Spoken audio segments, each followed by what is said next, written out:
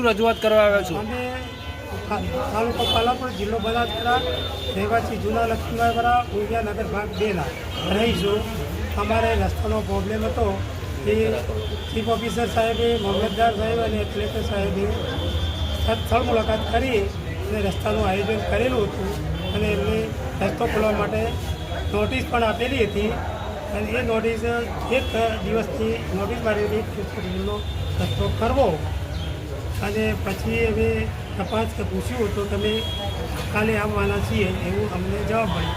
તો પછી 8 તારીખના દિવસે એક નવી નોટિસ લઈ અને નગરપાલિકાના ટીપી ખાતામાંથી નોટિસ મારવા આવેલા એ આ રસ્તો નહીં ખુલે પણ આ રસ્તો ખુલશે.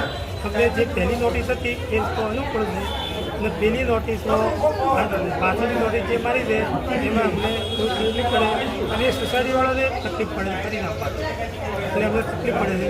અને અમે લોકવાયકાને અમને એવું જાણવા મળ્યું છે કે એ રીતે સોસાયટીવાળા જે એમાંથી 10-15નું ટોળું હતું એમાંથી એવો અવાજ આવતો કે અમે જીતુભાઈ પ્રજાપતિને પૈસા આપ્યા છે આ રસ્તો રોકાવા માટે. અમે આ રસ્તો અમે તમને ખોલવા નહીં દઈએ. હવે જીતુભાઈ કોણ છે એ તો અમે ઓળખતા નથી અને અમે કોઈ દર જોયા પણ નથી.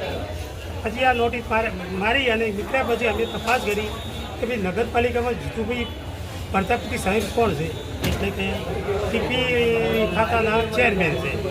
તો અમે તપાસ કરી કે ભાઈ આવી લોકવાયકા ચાલતી હતી કે અમે પૈસા આપ્યા હતા જીતુભાઈ પટેલને અને અમે આ રસ્તો નહીં ખોલવાની.